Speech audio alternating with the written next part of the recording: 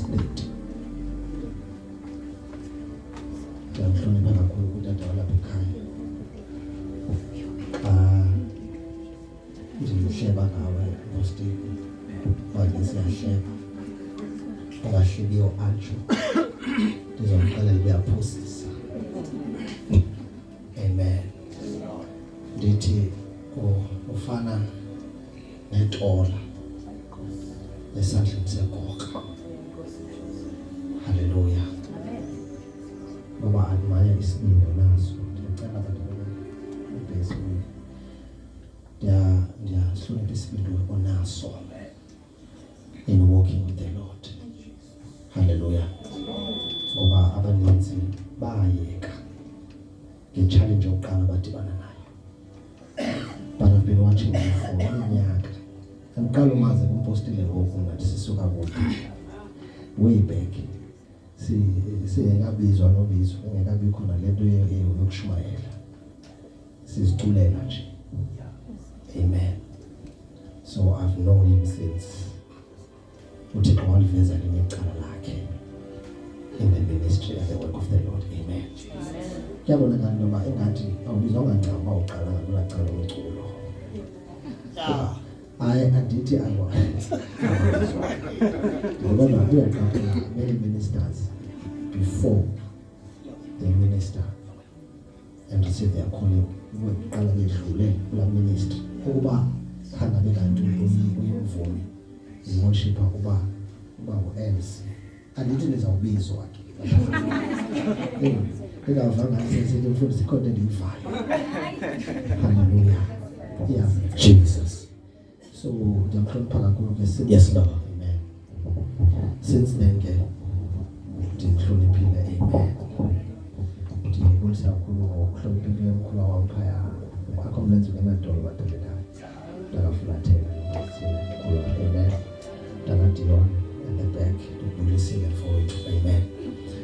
Ukuba uyaqaphela uqala kwento zeCross Night ifuna isiXhosa uzongiphamisa isandla ifuna alright uyaqaphela lento zeCross Night ufika kwaya bebhani yafika kumntana sifubudiwa ibandla lasebhayini laqala uhlangana lonke ndawuninye 2018 2019 ndakadiyona ihlanganisa ibhani baqala befundisi bengakwazi bengahambi kunye bahamba kunye.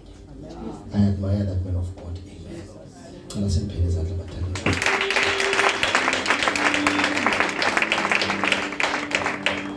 Hallelujah. Ndiyacela kufuna isiXhosa sifundele. Joel chapter 2 verse 25 ufunde kohlobo.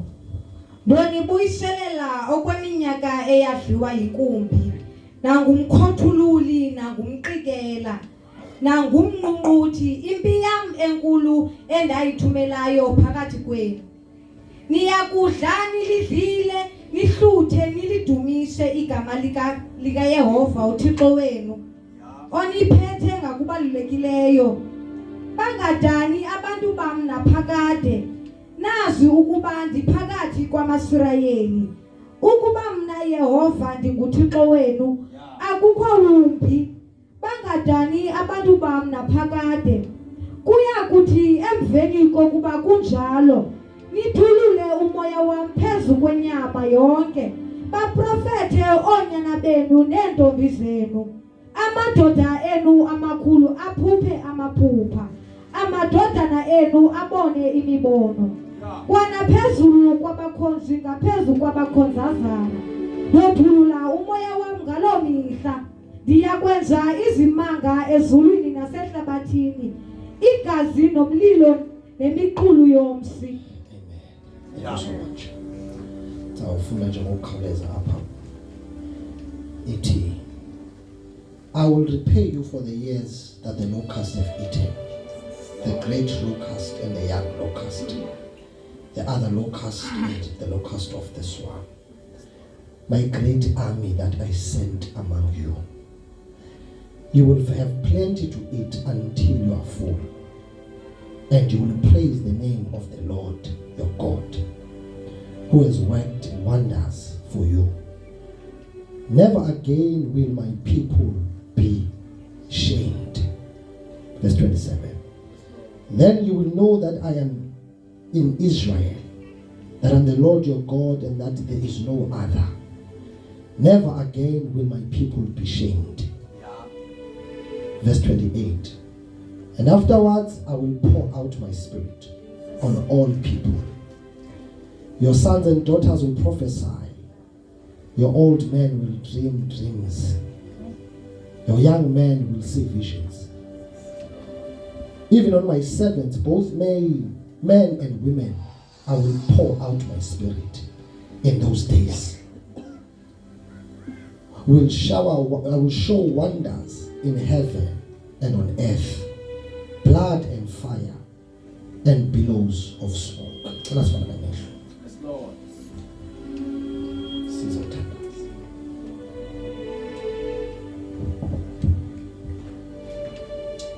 Uthixo othembakeleyo ngekho njalo. Lizwi lakho ke elithi silifundile. Sicela ukuthetha impilo zethu. Sicela ukukhulula impilo zethu. Sicela ukuphakamisa impilo zethu. Sicela uzibuyisele impilo zethu. Thembeke ke Thixo izwi lakho. Oba lethethile ukuthila wena wathi alibuyele kuwe. Umsebenzi walo lingawusakusinanga. Maliqale ke kumthetho walo Thixo wethu. Njengoba kumameleyo ukuwenza umsebenzi walo egameni lika Yesu waseNazaretha. Sesixa siphuma apha sifane nempungutye sika Samson siwatshisa amadlelo kwibhayi kwazeke into yoba besikhe sadlula ngenxa yelizwi lakho. Thembekile kulo, wathembeka kulo, wathetha kwakanye ulwandle nabahulda sibhakabhaka sahlangana nomhlaba. Imvula ngexesha layana, ilanga ngexesha layo lakhanyisa, inyanga ngexesha layo lakhanyisa. Neenkwenkwezi Thixo azikasuweli zibambe ukuthembeka kwizwi lakho. Thixo wethu namandla onke, umhlaba usahlangana nemvula ukuze imbewu etshaliweyo iveze zesihle ke thina lithembekile, lathembeka lisezawuthembeka ngoba lilo lodwa Thixo elimaziyo umphetho walo. Empilweni yethu malithembeke ebusuku ukuba ibingelilo Thixo ngesingekho apha. Thethile maphakadeni navela Thixo ngaphambili. Siyabulela ebusuku hlonitshwa ilizwi lakho Thixo wethu namandla. Indalo iyalazi futhi indalo isalibambile. Ingonyama zendle zisahlela ehlathini, asibonakali phakathi kwabantu, sibambiswe. Nathi ebusuku sincede Yehova, hlonipha izwi lakho. Nkulunkulu wethu namandla, inyanga nentalo yonke nezilwanyana zonke ziyalazi ilizwi lakho. Athobhala intanga zezulu zingakudla ngenxa yelizwi lakho. Sithembele ebusuku athi uJeremiya xa ethetha ngalo lingumlilo emathanjeni. Sithi sesifuna ukuphetha enye into kodwa suke kuphume lona. Sizalise ngalo libe ngumlilo kuthi libe lihlala emlonyeni wakho, libe sisibane esinyaweni zethu. Ilizwe lazi Thixo oba sinelizwe eliphilayo adohlabelelayo, sinelizwi likaThixo, sinabomi ngalo. Father, tonight speak to us in the word. Let him go up Yehova ngelizwi lakho. Thank you, Lord. We thank you, Jesus. We thank you, Lord. Your word is faithful. It will forever be faithful. Utobhala kakuhle linguwe. Linguwe Thixo. athi xa ehlayo lasuka lona laba yinyama lithembekile elinguzalisela umsebenzi wakhe. Siyathandaza xa lithethwayo singaphumi Thixo size kodwa lisambathise nathi ebusuku ngegama likaYesu waseNazaretha. We thank you, Holy Spirit. Ohlezi kulona akanakwe okwesaba okuba umhlaba sanyasaliswa ngezikulona ohlezi kulona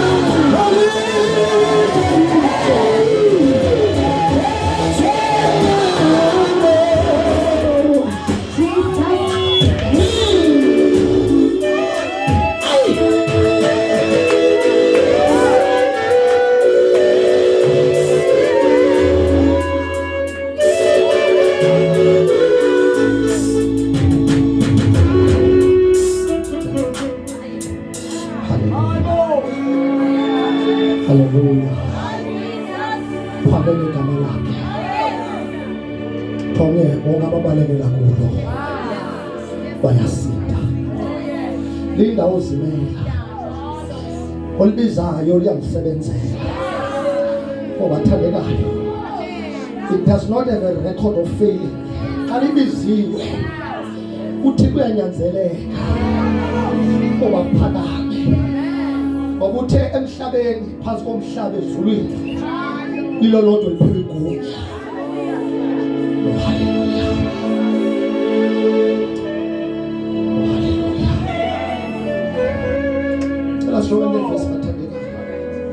Let's join the verse bathandekayo. This is a man. I believe you are here in a crusade. It's in a crusade. The mandate is souls. Elo lisho kwemiphefumulo. Amen. Ndaphazamiseka.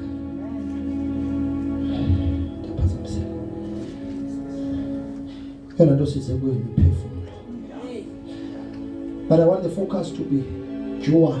Sijonge imiphefumulo engahlangani noYesu. Siphinde sijonge imiphefumulo bisihlangene yaduka. Emveni kokuba uyihlale phansi. Lento esifunda kuyo What got your way? Simple. Ikhona nayo pha ebheki. Imhlophe lento soka ndidaya mfundisi. Andimnyama ngathi idayile mfundisi. Thank you so much. Hallelujah. Utobhalayo kule ndawo esifunda kuyo, I will not do the intros of the book. Sizozama ukukhawulezela kule ndawo ifele ithoba. Amen. Uthi xa evula ku verse 25, I will repay you.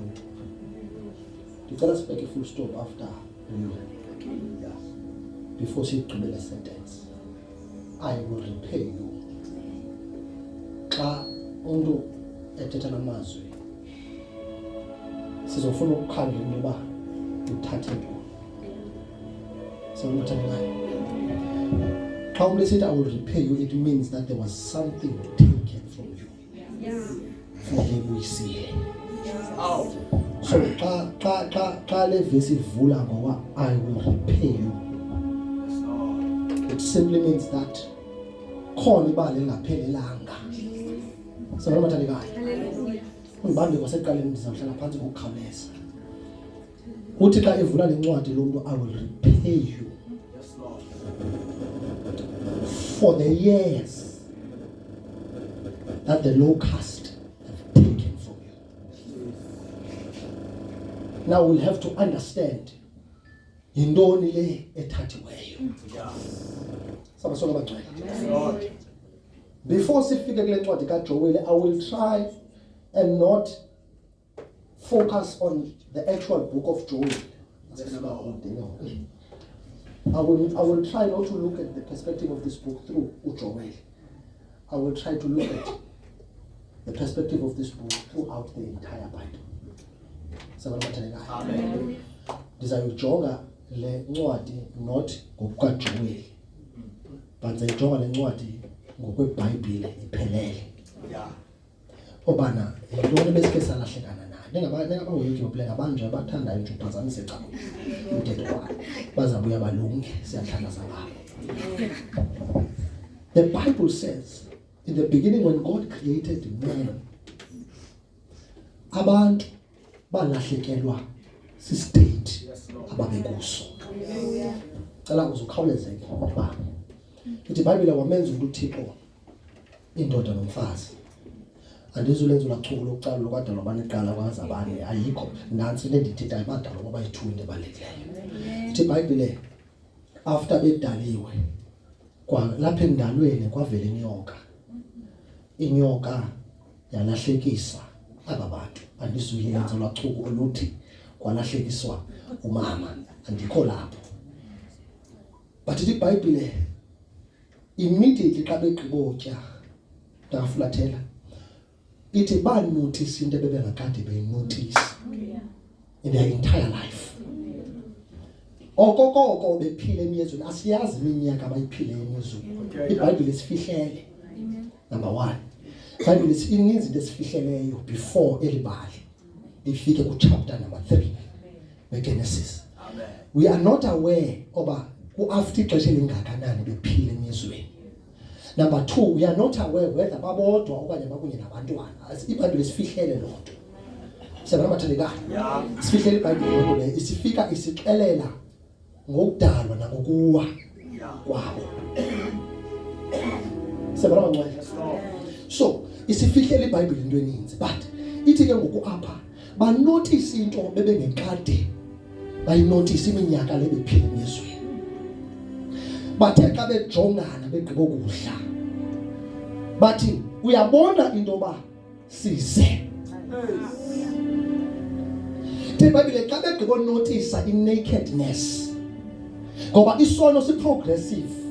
Once uqale ngesokuqala sizokhona sawulandela. Isono si-progressive. The Bible says when they sinned they noticed that they are naked. After noticing nakedness, kwafela into esibini engafumanekiyo in the presence of the Lord, they had fear.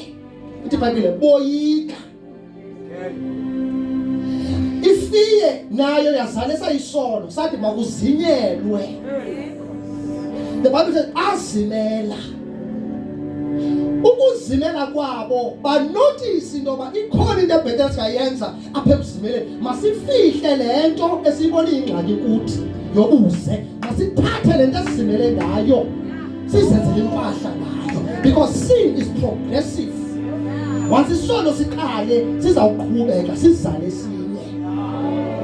Sabona bathandekayo. Yilento nawe xa unomsindo uzoxa uphuma emsindweni ungene ehlebeni uzohleba lapho ucabisileyo. Sabona bathandekayo. From uhleba uzokwakhiyelenqa. Ngoba isono sitheni si-progressive. iBhayibhile weza uThixo emyezweni ngoba iBhayibhile kakade uThixo uhleli ngempepho yemini afike emyezweni. In other words, uAdam noEva bebengadingi ngoba babe ne-intercession and prayer, babe ne-fasting, babe ne-service noma babiza uThixo emyezweni.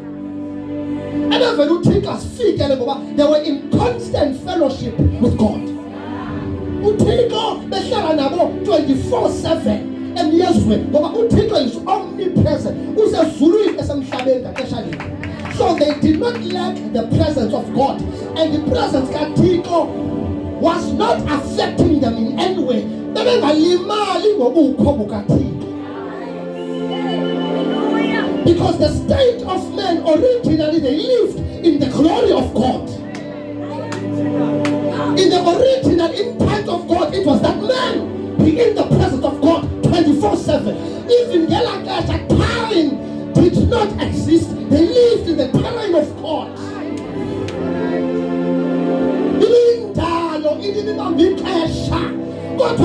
They knew that at any given time we are in the presence of God.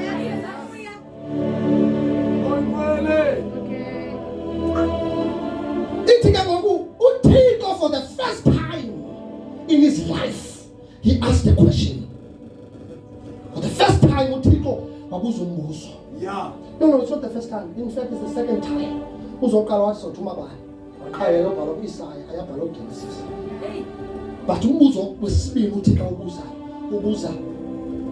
Adam, Adam, where are you? Because uAdam ulapha emyezweni uThixo ulapha emyezweni, and number 2 ayikho into emnqabeleyo uThixo. Kanti ku-activator ilizwi uThixo ebelithethile ebadala wathi ukuba ndikhe nadla kulo mthi niza kufa. Kanti kwenzeke ukufa emyezweni, bafile in the presence of God. Yabavuma kubo oba sisaphila physically, but when God arrives uyabavezela into yoba you are not alive. In fact, you are dead while you are walking in the Garden of Eden. Within the provision of God, you are still dead.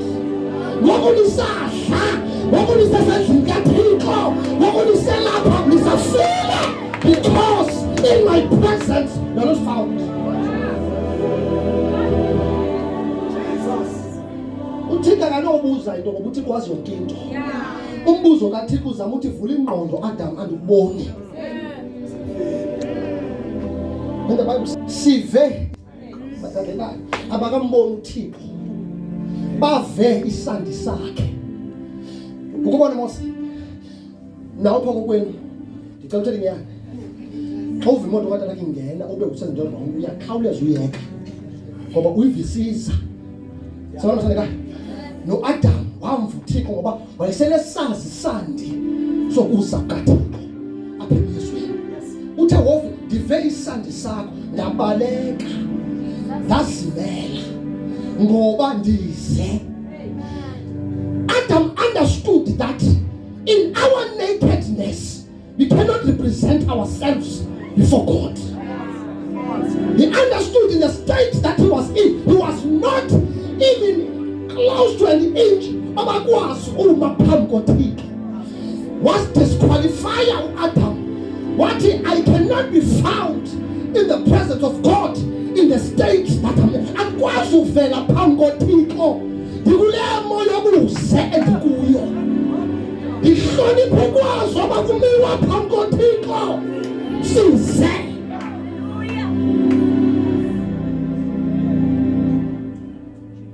Sazala into ezintathu solo, sazala ifear, sazala ishame. Sazala ukufa.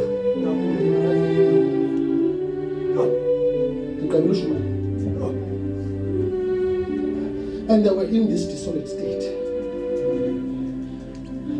UThixo nive ngabani obanize.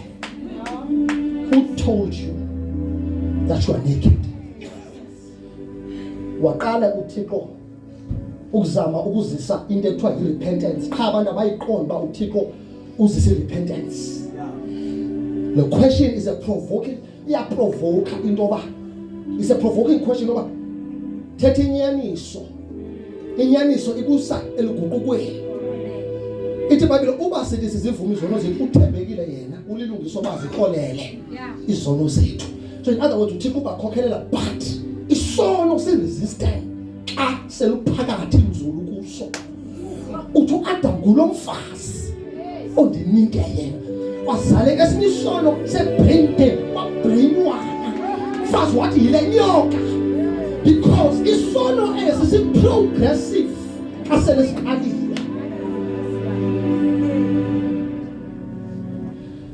iBhayibhile kwaqala kuThixo basiluza abantu istate seglory. uThixo waqalekisa waqala enyokeni waze kumama wathi kumama anaxesha lenyoka abanyoka noyibona ndingayibaleka kakhulu because anaxesha layo. So ngiwoke nowoke cha ndiyabaleka ngoba anaxesha layo. Akusuka ngiyoyika ndiyabaleka because anathini nokuyibaleka into anaxesha ubaleke uthi uyibone ubaleke kakhulu because awuyoyiki kha anaxesha layo. So andifuna uthetha ngayo kakhulu.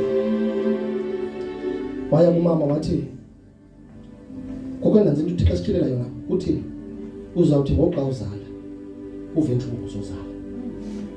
In other words, apha emyezweni bezingekho inhlungu zozala. So le nto yoba nenhlungu zozala sisiqalekiso sophile somele. Now singenaphi thina besingekho. Uthi ke uDavide ndazalwa ndakhawulelwa esomeni ngoma. So in other words we inherited that sin from ukhokho wethu efa. So kwaqale kwabakho into ezange yabakhona. Kwathiwa uyoba nenhlungu xa uzala. Nansi into esithilela yilento. Indonto nize niyeke anivanga ngapha. Ningayithethi nasentwini because azonifana seBhayibheli. In other words, ngisebenzisa common sense. In other words, bekade zala qha engavi inhlungu.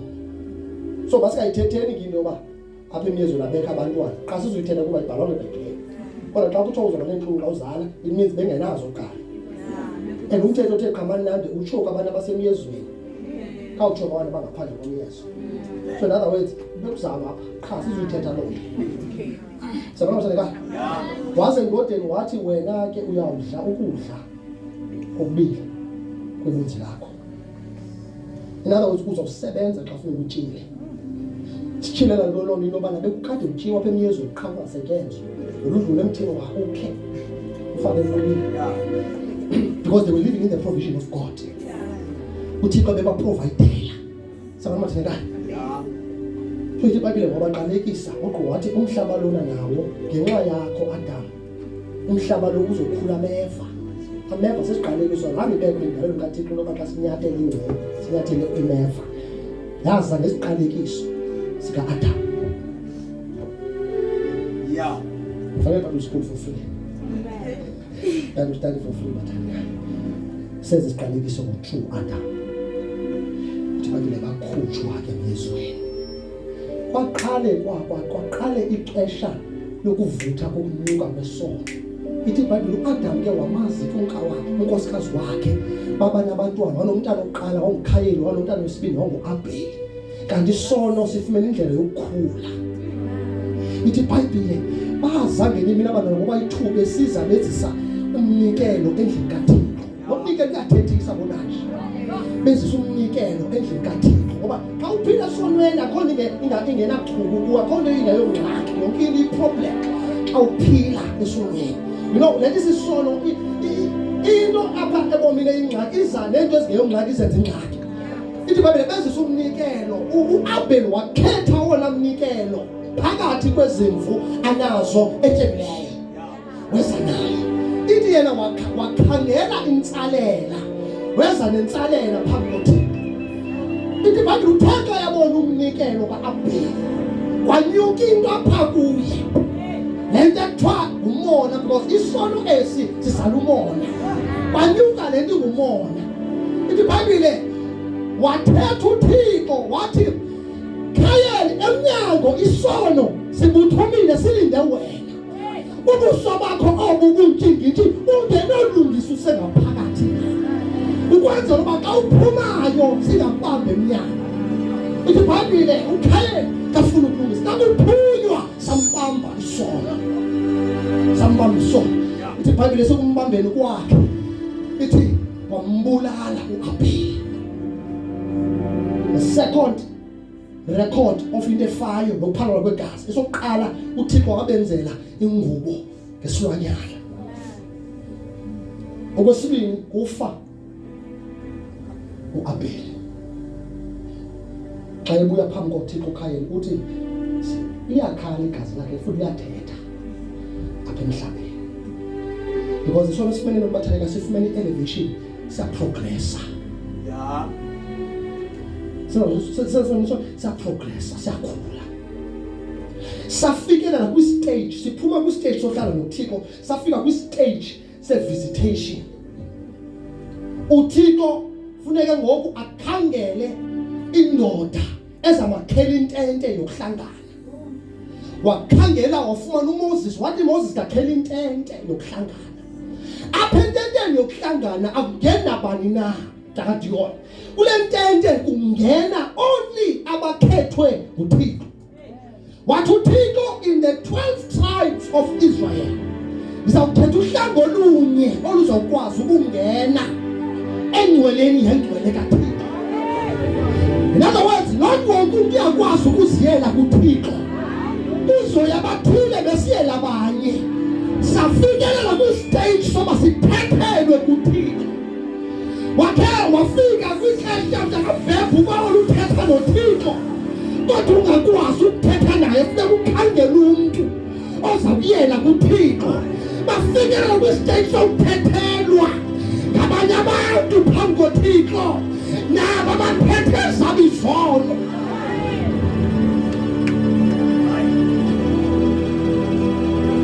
We were disqualified from the presence of God. Asakwazi uma phambi koThixo ngenxa yesono.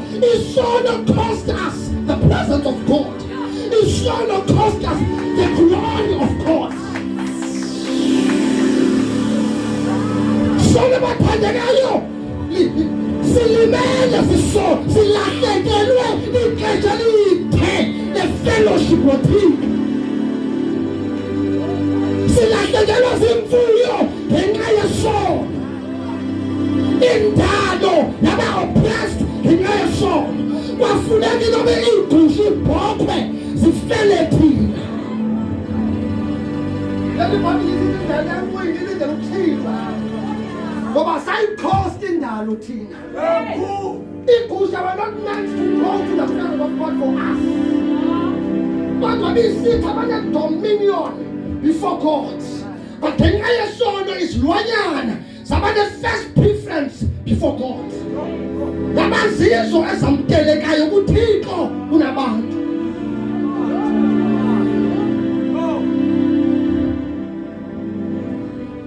Thixo yafuna ujonga mntu wathi balifuna uthetha nami nyusani igusha balifuna uthetha nami qhelana inkomo balifuna iyaba ligazi lale nkomo elizawufika lithethe into engcono apha ku in other words you are disqualified in the presence of God besisuka in such a state Ukutaka mbeki zona uhambe ukhangela umalume ozokumela ekhanje uba utumfumane engxaki ekutya isazakutya uthi ufumane umalume bebephila kwaso state uba onyana baka-Arona bekho uThixo ngelawina kuthethwa naye uba indlu kaLevi ayikho indumiso ayizuya kuThixo we are all disqualified and grace was selective. It selected only one tribe which is the tribe of Levi ngoba isono esi sithatha amandla apha kuthi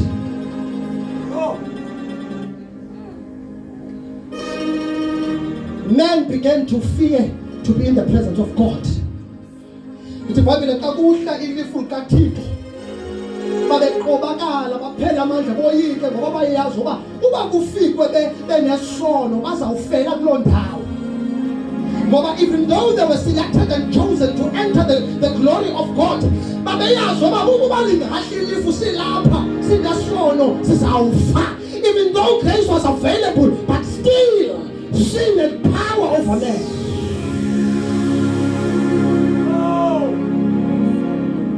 abanamandla isono kumuntu umuntu akakwazi uya phambi koThixo freely angene phambi koThixo saphila kwi-era yokuyelwa kuThixo ithi iBhayibhile until a time when onyana baka-Eli beza kwenza umsebenzi kaThixo kodwa baqale ngezabo zenyama baqale bone phambi kwamasango entente kaThixo kanti ngexesha besenza lento uThixo uphendula umthandazo womfazi wokubhala ekhaya efuna umntwana uHana kanti uyaphendula ekaleni ngexesha bedlala etafuleni uThixo uyaphendula kuHana wazala unyana okuthiwa uSamuel iBhayibhile kayithetha ngaye wayehlela enkangweteni kaThixo ekhula enkangweteni kaThixo ithi iBhayibhile you found favor with men and found favor with God ekhula enkangweteni until one night khona apho ndiyakhona ndohlala phansi until one night wakwetwa kwathi Samuel aphakama usabela waphila wabuya usabela wathi uEli umuntu oyazanayo le voice kaThixo even his old age you know we can preach while we are young uthi kumsebenzi umuntu omsha kakhulu for years and decades in the Bible uthi konke isebenza ehamba ngomuntu omsha no Yesu lo washumela na 30 years ministry yakhe was between 30 and 33 years after kaya 33 wafu Yesu so he used umuntu omsha but without the counsel of the old and the wisdom of the old singalahleka sibiziwe yes sir singabali itolo likaThixo lokubaleka kodwa kufanele siyazi basingabaleki shiwe kulumkemva so iBhayibhile waya kuEli to his wisdom but Eli mamela ndiyayazi ngithetha nawe uzuxa ithethayo uthi thetha Thixo khonzwa kumamela he was called and he wazisa umyalezo kuEli wathi Eli kudala uthi ngonyana bakho ithi iBhayibhile leli thembana bebenalo loba netyeyo umnqophiso lemka kwaIsrayeli ithi iBhayibhile baye emfazweni bengekho ngcwele bephethe into engcwele bathandekayo uzaphatheka ngoseko right kodwa sibulale iBhayibheli baya nayo emfazweni bafika kwakhala amaFilisti abantu abayazi uba inamandla into abayithweleyo xa iphethwe ngabantu abarayi kodwa abantu abayithweleyo bayazi uba inamandla into esiyithweleyo khona itendency yoba bakhona abantu abayazi into esiyiphetheyo but iyaphila inamandla futhi yagqobhozela kodwa abaphathi bayo bangayazi uba inamandla into yabo iBhayibheli baya emfazweni beyithwele bephethe uzuko yoyika indlu yamaFilisti kanti namhlanje izoma namaFilisti. Fast forward bafonyana bakaEli yathathwa iTyeya wabuya umyalezo kuEli wafa ngoba uyayazi without the presence we are good as dead. Wabula umyalezo othi imkile inkazimulo kaThixo kwaIsrael. In the absence of the glory of God we die. Siyafaka inkazimulo kaThixo ingekho. Ubona ngantoni uchuku esibanalo? Wona ukuze wayaphika kanti umkiswa luchuku asikuba singabantu abanochuku nature yethu asinachuku.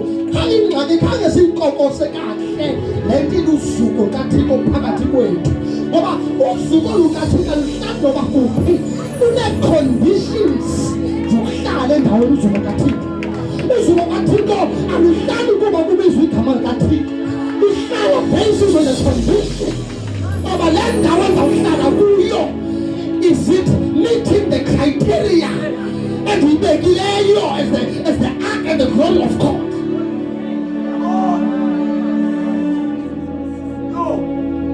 Ahlala bakuphi yafuna ukuyolinda emnyango until imeke ivume ogqiba ibe phakathi kwabantu bayo balahlekelwa lithemba lokugqibela.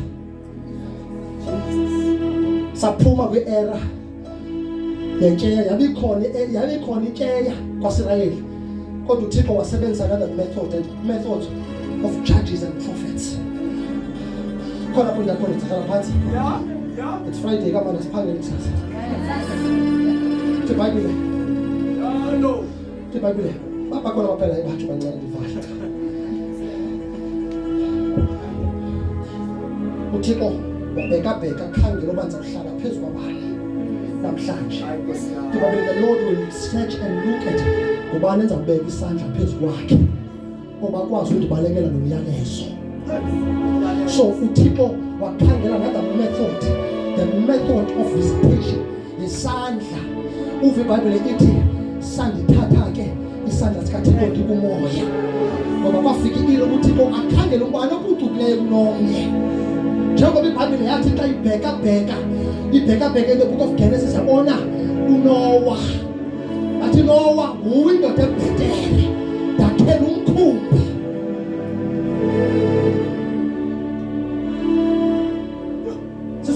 Zinzima angikhawuleze ngezinto ebathanda khawuleze ngezinto. So number one, in the presence of God we become fearful. iBhayibheli uIsaiah what a prophet there in 5 books, chapter 1 to chapter 5 kodwa ku chapter 6 ke efakwayo ezulwini. iBhayibheli nathi xa ndingena ndabona ikerubhimi serafime uhlatyelelwa phezulwini ndibona inkazimulo yasezulwini. Ithi ke kokuphaphazela kusenziwa yonke le isenzeka kodwa uthi ngoyika ngathi kum woe unto you. Because when we are living in sin we fear the glory and the presence of God.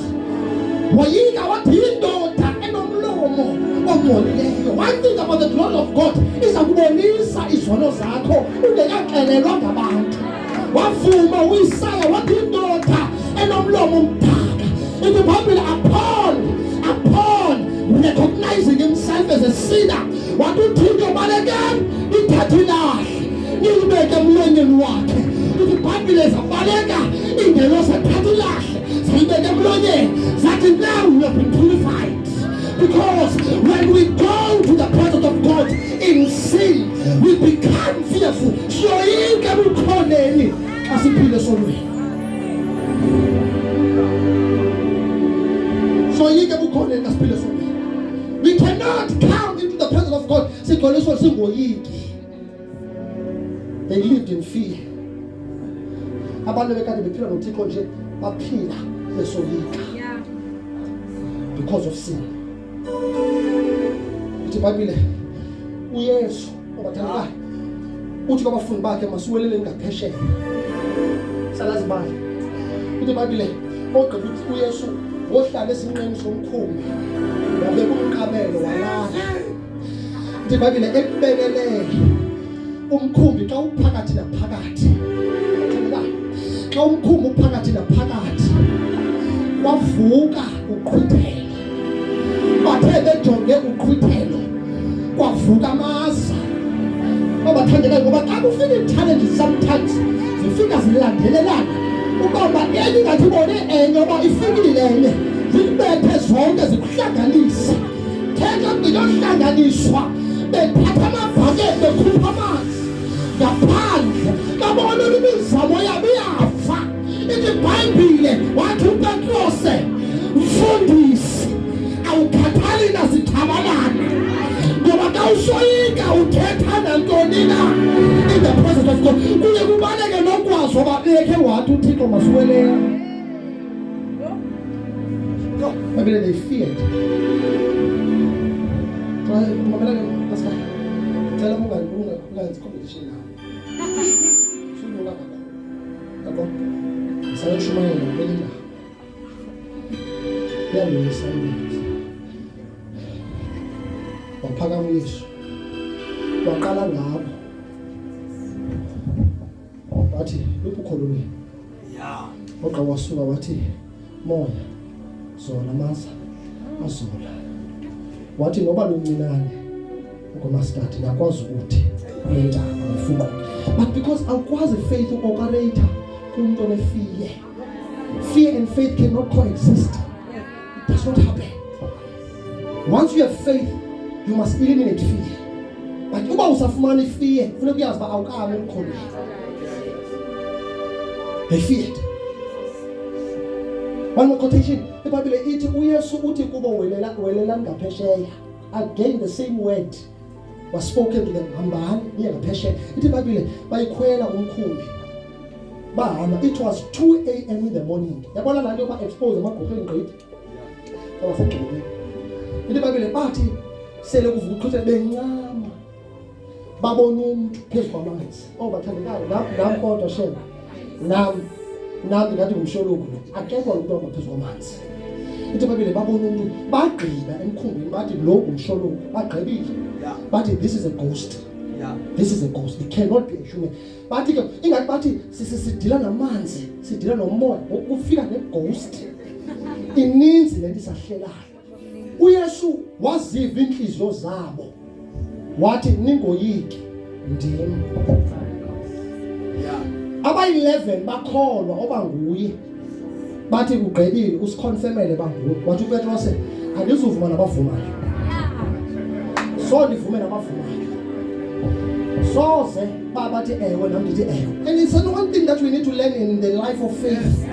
Abanye bekholwe kakhulu usulinganisa ukholwa kakhulu. Take time to grow your faith. Take time to grow your faith. Ungathi kuba abanye besithi uvela uthi azama ndiyayibona but ndiyacela. Khani nibonise ba nifike njani apha.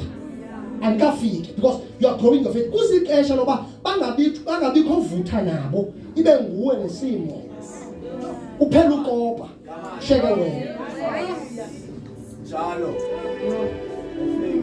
In the same word ethe welani boyika because there was the absence of faith and they were living outside the glory of God. No kuye sebephakathi kwabo.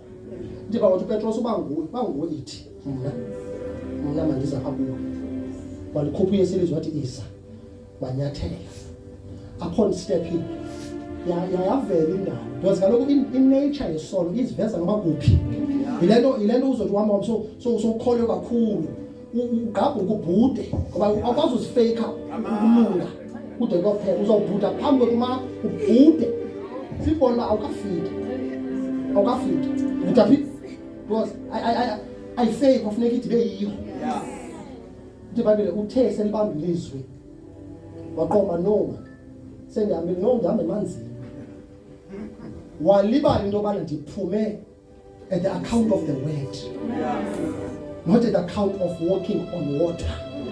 Lilizwe ethe mandize. He lost his platform ngenxa yojonga imeko. Ithi watshona wakhala.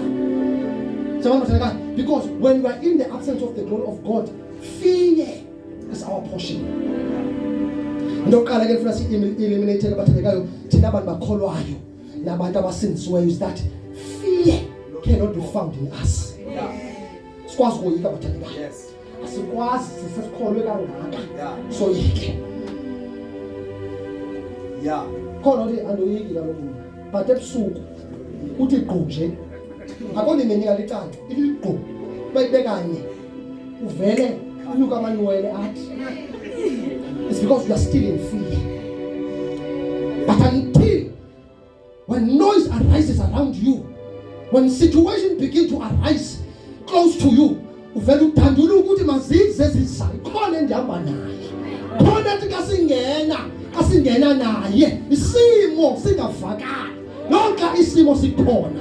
One thing about the presence of God, asisusi isimo kodwa singena nathi phakathi esimeni siphile nathi in the condition of life.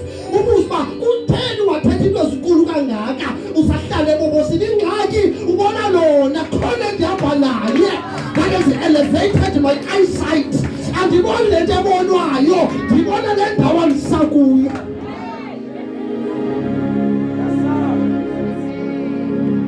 Baphinde lizukweni abathetha abayibonayo bathetha into abayakuyo. Ngoku siphila apha, we are living in the state of glory. Ngoku siphila apha, we are living in the state of glory. Yes, Lord. Hallelujah. Hallelujah. Uthi ke uPaulos efundisa ibandla lamaRoma uthi sonke chapter 3 verse 23 waMaroma sonke sonile sasilela eluzukweni kaThixo. Sonke sonile sasilela eluzukweni kaThixo. Madoda ngicela nijonge emnyango abafana abaninzi siphile ebhayi asoyiki kodwa ke sifuna nijonge emnyango siphile ebhayi egameni lenkosi. Sonke sonile sathini sasilela eluzukweni kaThixo. Asanukuyika ngeke ngenze sonile sasilela eluzukweni kaThixo. Utsho ogqiba azothi ku chapter number 6 cela nijonge kumbathandekayo thengani ngabefundisa abantu basana cela nijonge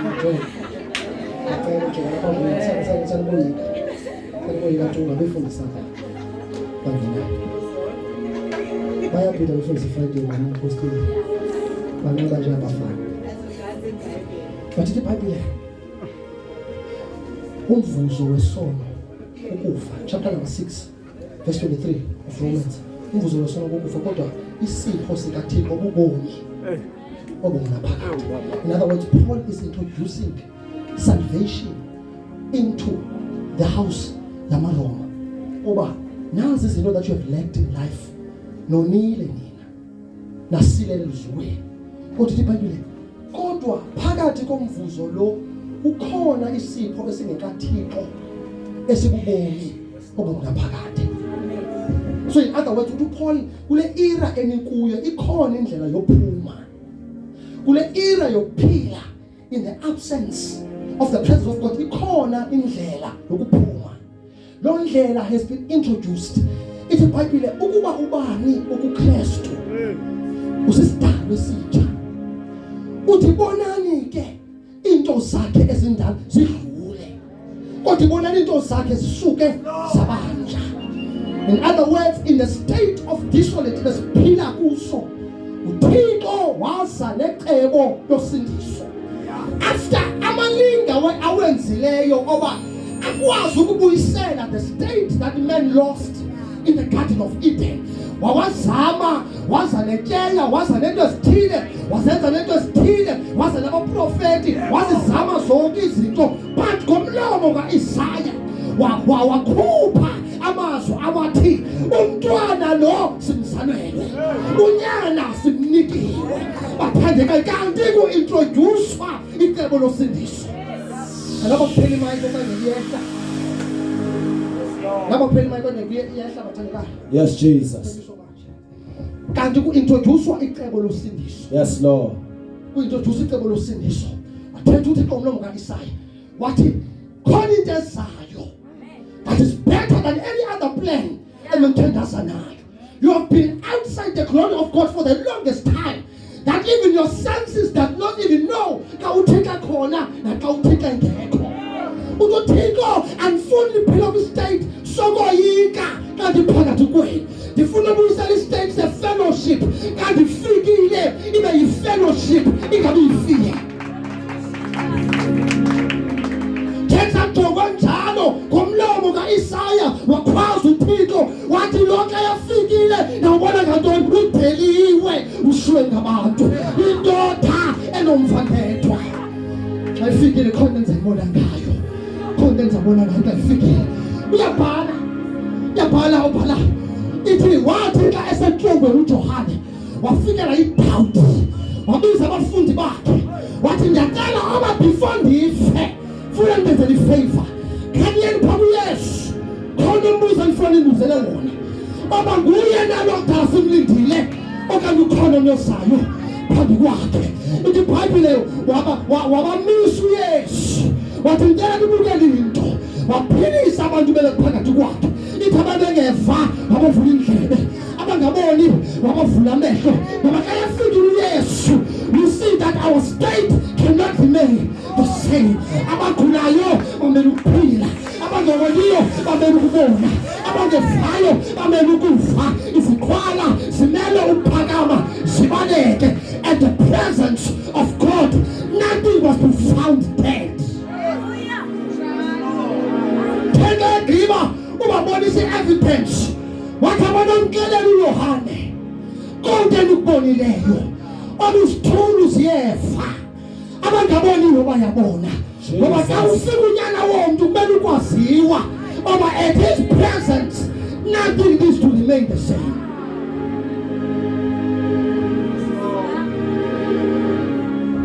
Kanti kubuya istate somuntu before the fall of man. Kubuya istate somuntu before the fall of man. Nature had already started to disobey man.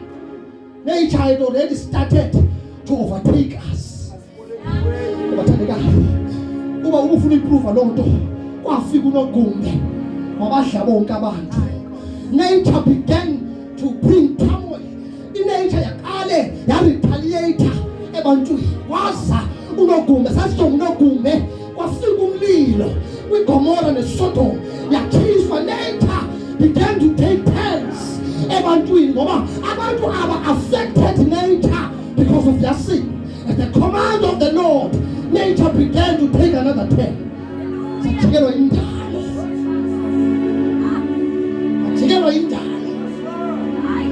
sajikelwa indalo at the command of the Lord indalo lasijikela. Kanti usondezwe icebo losindiso chapter number 11 noGenesis ithi bathi abantu besakha wanting to disobey God ngoba creator in languages bathi sa. Kwaphela fellowship between men and nature, kwaphela fellowship between men and animals, kwaphela fellowship between men and men. Abantu abavana just because of the state of disunity. Praise God. The Bible kwafika isigidi kumele kuthi bekhangela kwesa statement engaso ukuthi kuyakhangela into ongcono. Kwafika umele sahlala sathi kophezu komele kwathiwa vuya wena ubabaliweyo phakathi kwabo abafakani kufikile icebo yokubuyisela thina ebukhona bukaThixo. Kwathiwa vuya wena obabaliweyo othi kuyabuyisa ebusuku. Vuya wena Jesus babalwe phezu kwabo bonke abafazi uyawusukuzala unyana babathandekayo. Kanti kuhliswa icebo wakuzimali iza kwenzeka njani ngoba ndazana nadoda wathi uzuyazi oba lento iza kwehlela kungumoya nathi wathi uzakhawulwa ngomoya. Ithi iBhayibhile uJoseph akalaze icebo wathi xa ebona futhi ngoba uzithwele uMaria wafuna ukumala eqaleni ngasese kanti icebo losindiso liyabona lafika kuJoseph kaJoseph ungabisayenza lento iplani uyenza kawabe noMaria kule ndlela sayihamba kulicebo likaThixo kanti kufika ucebo losindiso wathola uMaria wakhangelwa ngapha nangapha ebekwa amabala namagama kanti apha kuye kuhleli icebo losindiso kanti lecebo eliyakwazi ukuthukisa kanti kuzinda icebo losindiso esinqeni sikaMaria ithi iBhayibhile bathi xa bekhangela indawo yokuzalelwa umntana abayifumana kanti it was a prophecy that shall be a shepherding the people of God back to God. Ozalelwa esikaleni kanti kuzalwa icebo likaThixo. Icebo lilivamile oba lingazalwa kwindawo ezibhetele. Andithi linozalwa kwimansion unvekahle kodwa livamile sometimes ukuzalelwa kwindawo esikatatana. Kanti announcement seyenziwe elizweni lonke. Apha mva uthethwa nabelusi kuthiwa kamjikele napha khona umntwana ozelweyo. Kanti ifika phani udibana nomfazi ophethe umntwana ambithele ngeqhiya. Kanti eAfrika uThixo uthethile kwizazi wathi zenilandele inkwenkwezi xa nibona iphakama zenyazi uba uzelwe lo okade elindiwe kanti kufika icebo losindiso. uThixo onke lamalinge uwenza oba sikwazi ukubuyiselwa back to the state that he originally intended for us oba siphile ebukhoneni bakhe. So when we died in the Garden of Eden uThixo wazikhupha kuthi umve xa isiqalekisa uthi kakade uluthulu uzobuyela ekuthuleni.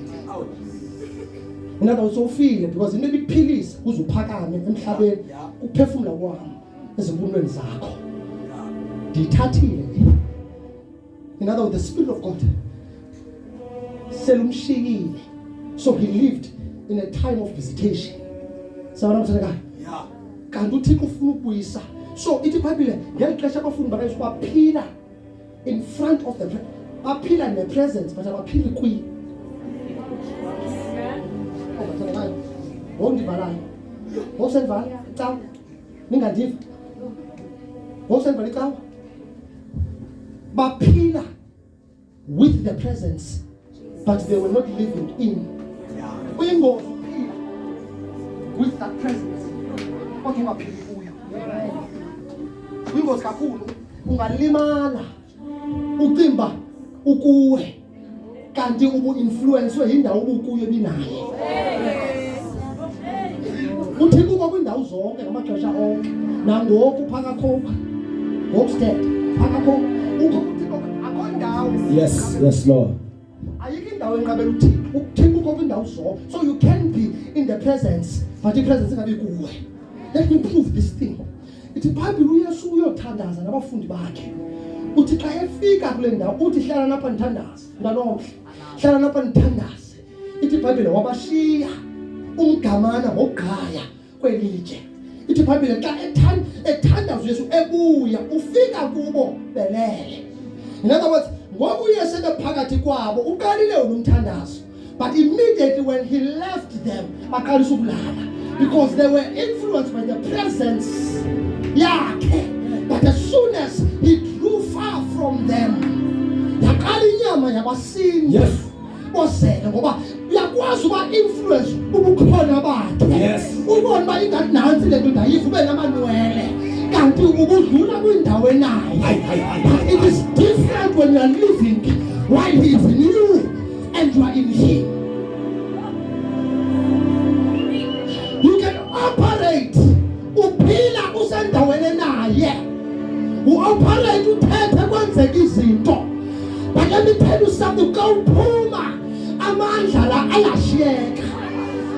Abanye abantu abaninzi bancedwa ukusebenza kwegama lakhe hayi kube khona kubo.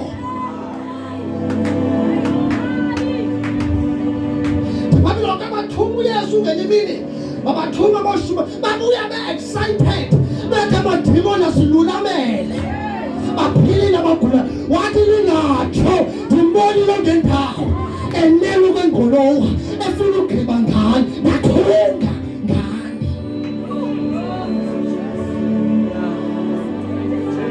ngoba kenzeka uba sezenze isiqwenga nezinto sikwipresence yakhe bathi engekho kuthi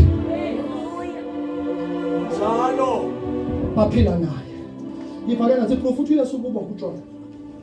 If you are reading the book of John from 14 to verse from chapter 14 to chapter 16 yonke lento ngithetha nizayifumana uthi babilo uthi uyesu kubo ndiza kumka phakathi kwenu brother ngicela uba anithumele umthethele uthi kodwa nansi leza kwenzeka uthi ihlabathi alimazi lo uzawuza kodwa nina nyamazi utheni nimazi uthi ngoba ngoku nihleli naye athandekayo uthi ngoba theni ngoku nihleli naye kodwa uthi kamva kuziliko uba angabi kunye naye kodwa abe kunye umsebenzi kaYesu kangazoba azoba kunye nathi nje uthiwe sikhe sahamba noYesu bakhe abanye bavaleka amehlo behamba naye uMawusi bengamboni oba nguye lo babuza apha kuye banjalo ungazazi into ezenzeka esixeko uvela phuwe kanti bathetha naye kanti ubavala amehlo abayiboni loo nto leyo kanti ayikafiki ira yoba abe kubo yenzeka ummisishe ekhona kanti akakho kuwe usakwi-presence yokuba khona kwakhe ithi phambili abathi bethandaza engekho wasuka wangena edongeni waba phakathi kwabo ukalile umthandazo engekho kodwa xa yafika phakathi kwabo Jesus. Let's go. Kamva my duty is that when I die and resurrect ubuye the state of originality oba nina niphile nothixo ibhayibhile ke ngokukhawuleza shikele kwathi mina u2 minutes shikele 3 minutes alifuna uqoqa icala bese siphethe ukuthi xa ndivala kanti usaqhuba uthi ibhayibhile wafa uYesu abethelela uYesu wafa abafundi bonke asivanto baba baphi sibazi kodwa siyamazi uPetros uyaloba uyele emanzini ngoba yaxeqa ukukhala kathathu semphikile aqomba akusafanelanga mandiye but the only disciple that was there was John. Ibhayibhile wafa uYesu wafa uYesu wayengcwabeni endleleni kwezintathu wathini niyayazi kaloku benisephasikeni wavuka uYesu bamba ke sisifana wavuka uYesu ngosuku lwesithathu ibhayibhile wabonwa for 40 days ehamba iziveza izingqinise ebantwini bambona uba uvukile wayiphuva wahamba phambi kwabantu wabonwa wakuvukile nabo ke bona kule ndlela sekuMawusi kusaziphuva oba uvukile ithi ibhayibhile bangena emzini naye bathi hlala nathi ubusuku sebufikile right ithi bahlala bathe xa begqoka ukuqhekeza isonka avuleka amehlo sethe shwa kuYesu bangqinelana bathi eneneni benguye lo sabathi ngoba inhliziyo zengobe khunye nathi bezivutha khona indlela ova ngayo xa ekhona kodwa naxa ungasayiva wacinga akekho obathaleka indlela bazaba akwanto ke feelings hamba ngolwazi loba xa efikile kamuntu utasoze limishiye soze hamba ngolwazi naxa ungasafa manwele xa uthandaza kuyazi ukhona uthini ngoba akadrive wazi emotions zethu akadrive ukukhwaza kwethu akadrive ukukhala kwethu iyakwazi uba khona sijongene ngamehlo sithetha indaba zethu zezu sikenjenje afika uthixo sizalise sithethe izinto kanti siyaprofeta omnye komnye sibona into senzeka kanti i-influence oba khona kwakhe wafa ngosuku lwesithathu wavuka wazingqina wabiza abafundi bakhe kuMatthew 28 wathi igunya lonke ezulwini linikwe mina nami ndinika nina ngoba uzenza abafundi inhlanga senibafumene nibabhaptize nibafundise ngento zonke ndinyuse umthetho ngazo ogqo wathi hambani dinani ithi iBhayibhile later. No, chapter 1 we-Acts. Uthi kule account yena uLuka we-Acts amalokulinda eJerusalem nilinde kwambathiswa amandla. Ngoba xa efikile umoya lo nizakwambatha amandla. In other words, singakwazi ukungqina ngenxa yento esizibonileyo. Singqine ngenxa yento esisivileyo. Kodwa obomncane singakujikela uba uThixo ngekho kuthi. So uthi Yesu kubo noba nihambela nazibona izinto for 3 years. Ayiphelelanga. That is not the purpose. The purpose it is that you testify while you carry the fullness of God in you. Malokulinde eJerusalem nimbathiswa. Xa efika umoya nakumbathiswa amandla. 10 days later, 120 members of the church were seated in the upper room. Ithi iBhayibhile bethandaza. Khona indlela okulinda idinga. Lo ndlela indlela yomthandazo. Ithi iBhayibhile bethandaza. Ithi ekuseni xa umthandazo uzawuphela. Kwavakala isandi. Iminyaka ivaliwe. Kanti kukuhla kwesethembiso. Ithi iBhayibhile wazalisa umoya ngaphakathi. Ithi phezu kwabanye ngabanye zawa izulu bezaliswa bonke umoya kaThixo. Ithi iBhayibhile wanyuka umthandazo kuthethwa ilwimi ngelwimi. Ithi kwahamba esihlekweni abantu besuka kwindawo ngendawo basondela kulomzi basondezwa into ebathandekayo basondeza kukuva their languages. Ngoba kufika ixesha lokubuyiswa kwezinto ezilahlekileyo. One of those things were languages. In the book of Genesis chapter 11 bohlula ilwimi. Kodwa kwincwadi yesibini yezenzo kuyabuyiswa the languages that were lost in the book of Genesis. Ithi bavakala bengamaGalili bethetha ilanguage zabantu abangabanye. Ithi iBhayibhile bathi abaphandle abantu balapha ngaphakathi ayiko maGalili odwa kutheni sisiva ilanguage zethu. Kanti bayazwa khona into efikileyo. Khona isimo esibuyisiweyo. Khona into enamandla ebaweleyo.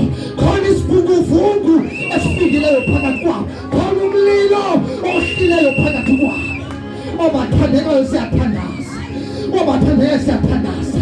Kanti the God of restoration has once again restored in their midst. Waphuma uPetros engahambe soyika. Kodwa ehambe zela amandla kaThixo. While the presence of God was found in him, waphila engoyiki. Wathi manje ndinixelele abaningi ngabantu. Restoration happened. Kubuyiswe into ebikade iminyaka. Xa kufika uYesu bangcwele siyabuyiselwa kwizinto ebezilahleka iminyaka. Ithi iBhayibhile kwathi umama othile ongenasidima kwelaseSamari. Kanti ngale mini kufika uYesu equleni kuzobuyiswa isidima sakhe. Ngoba xa uYesu efikile there's a restoration that needs to take place. In chapter 5 of the book of John, it's a Bible for 38 years. Indoda ilele kwelichibi ilinde ukugxothwa kamanzi. Kanti kuzawufika the restorer of our bones. Aqinisa amathambo angomelelanga. Abuyisa imisipha efileyo. Avula amehlo avalekileyo. Avula imilomo evalekileyo. Olulingalo ebekudala sishwabene. Ngoba xa yafikile abathandekayo uyabuya Yesu. Bantu ngiyawusathandaza. Xa yafikile we walk in boldness. Xa yekhona phakathi